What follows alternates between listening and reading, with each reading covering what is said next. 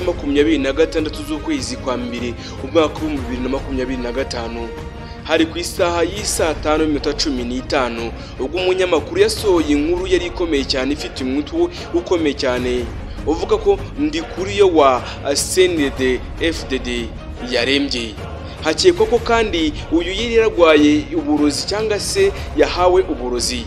Benshi mu banyapolitike bo hanze ndetse kandi n'abahanze amaso ubutegetsi bose bibazaga byinshi kuri uyu mugabo ukomeye cyane wari uyoboye CNDD-FDD.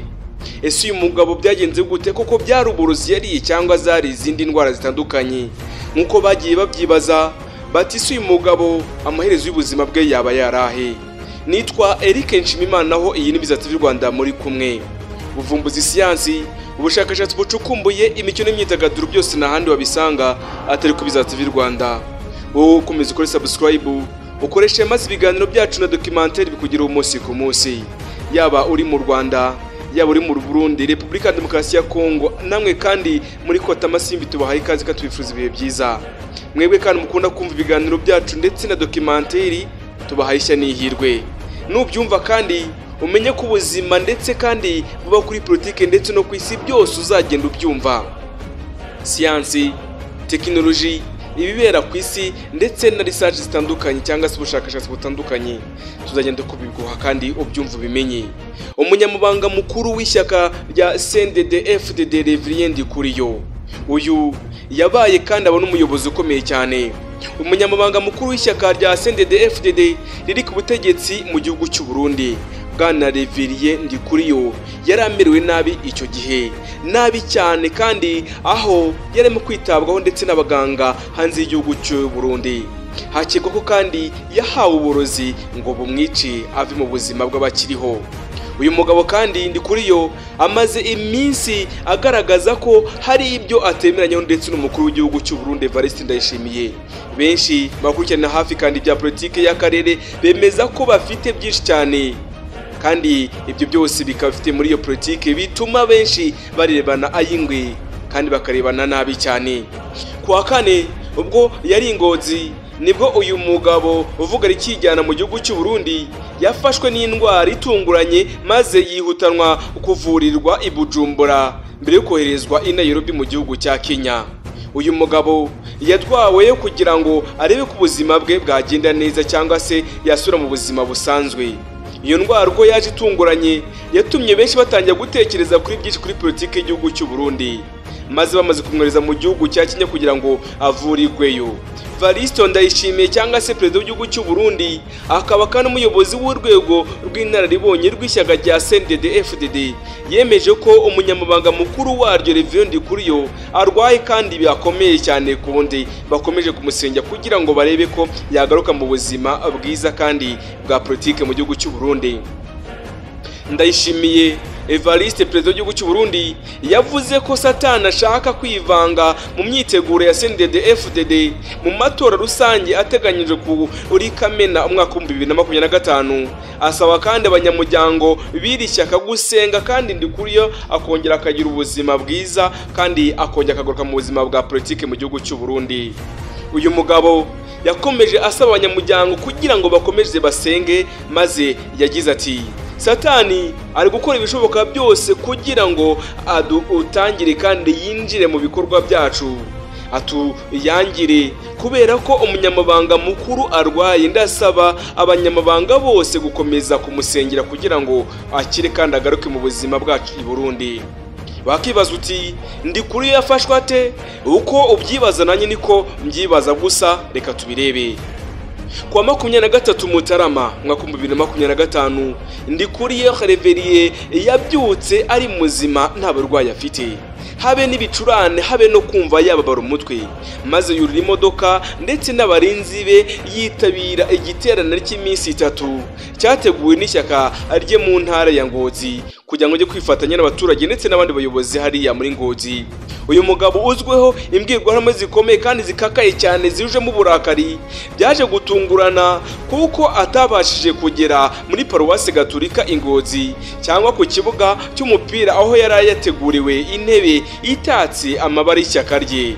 Uyu mugabo ntabwo yabashije kugera kuko ibyo byarangiriye mu nzira, Amakuru avuga ko kandi ubwo abandi bahimbazaga Imana banavuga ibigwi bya CNDD-FDD, amakuru avuga ko ubwo abandi bahimbazaga Imana banavuga ibigwi bya CNDD-FDD, Ndikuriyo we yari mu maboko y'abaganga bashinzwe kwita ku buzima bwa Perezida Evariste Ndayishimiye.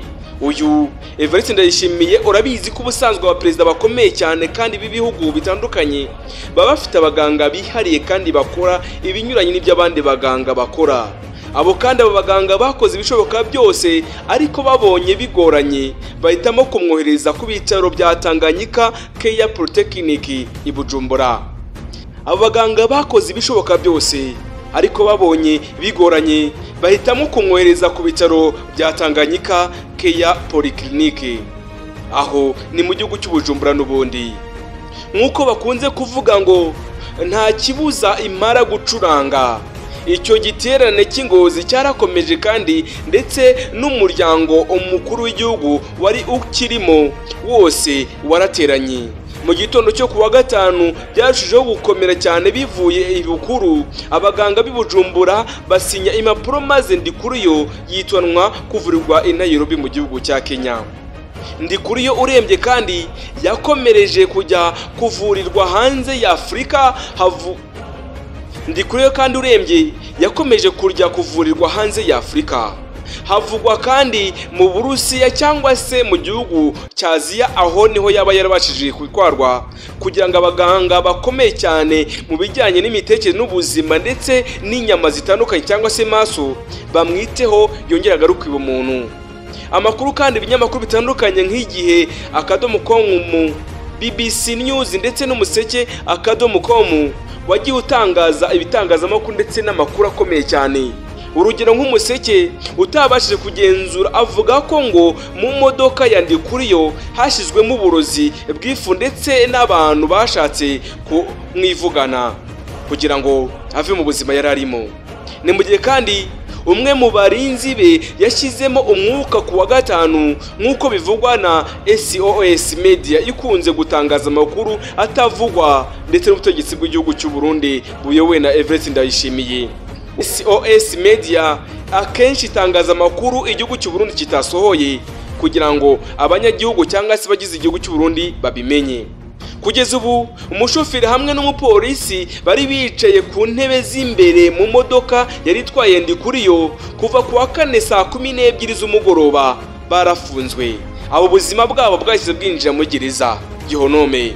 Icyo gihe binjwe mu gereza kugira ngo bahatwe ibibazo, maze kuwa 25 Mutarama ubwo Perezida Evariste Ndayishimiye yasozaga amasengesho ya CNDD-FDD mu ntara ya Ngozi yemeje ko Ndikuriyo akiriho, ahakana ibivuga ko yashyize mu mwuka.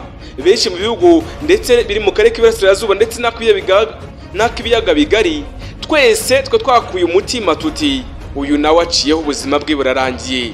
Abanyaburundi abo mu gihugu cy'u Burundi bo bati ibintu byakaze. Gukeka kuroga Ndikuriyo udatinya kuvuguruza Perezida Ndayishimiye ntabwo ari ibintu byatunguye bamwe, cyane cyane abazi neza ibibazo by'umushyamirane bimaze igihe kirekire mu ishyaka rya CNDD-FDD, iri shyaka kandi yoboye igihugu cy'u Burundi. Ndikuriyo kandi yafashwe n'uburwayi nyuma yo kwitabira inteko rusange y'ishyaka rya CCM muri Tanzania tariki ya 19 Mutarama 2025. Yatorewemo kandi icyo gihe Perezida Samia Suluhu Hassan nk'umukandida uzaharanira mu matora kugira ngo nawe yongere yitabazwe kugira ngo abe tugucyubande yakabeza abayoboye. Nyuma yaho yarasimbuye undi mu perezida w'igihugu cya Tanzania nawe wari umaze iminsi yitahiye, Pombe Magufuli. Byavuzwe ko kandi ko Ndikuriyo wari muri koma yajyanywe kuvurirwa mu bitaro bya Nairobi muri Kenya, biranga yoherezwa mu mugabane wa Aziya. Mu masengesho kandi ya CNDD-FDD yabaye ku itariki ya 25 Mutarama 2025, Perezida Evariste Ndayishimiye yemeje ko Ndikuriyo arwaye kandi ubuzima bwe bukomeje gusengerwa kugira ngo akire maze agire ubuzima bwiza. Ndayishimiye kandi usanzwe ari umuyobozi w'urwego rw'inararibonye rw'iri shyaka yagize ati iyi sekibi ubwijemo ubanza ibyacu bigiye kuba bibi. Uyu yitwa Evariste Ndayishimiye mu mbwirwaruhame yagiye ubona akavuga ari kanenganenga ariko bikaba akasamutwe, niko benshi bageraho bivuga ku mbuga nkoranyambaga. Gusa aka kanya niba hari abari bihebye ko Ndikuriyo yaba atakiri mu buzima cyangwa se akaba yarategerejwe mu bazabikwa, siko bimeze, sibyo, kuko Ndikuriyo wa CNDD-FDD yongeye kugaragara mu ruhame ari muzima kandi ameze neza. Uyu Ndikuriyo wa CNDD-FDD yongeye kugaragara mu ruhame nyuma y'iminsi miremire kandi arembye. Umunyamabanga mukuru w'ishyaka rya CNDD-FDD riri ku butegetsi bw'igihugu cy'u Burundi, Rev Ndikuriyo, yengeye n'ubundi kugaragara mu ruhame nyuma y'iminsi myinshi cyane arembye kandi mu mahanga. Ndikuriyo kandi nyuma y'amezi 2 atagaragara mu ruhame, Ndikuriyo yagaragaye mu masengesho ya CNDD-FDD asoza ukwezi kwa Gashyantare umwaka wa 2025 kuri uyu wa kane, ari kumwe kandi n'umugore we n'abayobozi barimo Ndayishimiye Evariste, perezida w'igihugu cy'u Burundi. Ndikuriyo kandi niwe watangije iri sengesho, ashima abanyamuryango ba CNDD-FDD ndetse n'abarundi muri rusange kuba batarahaye agaciro amagambo abaca intege bakumvira abayobozi babo.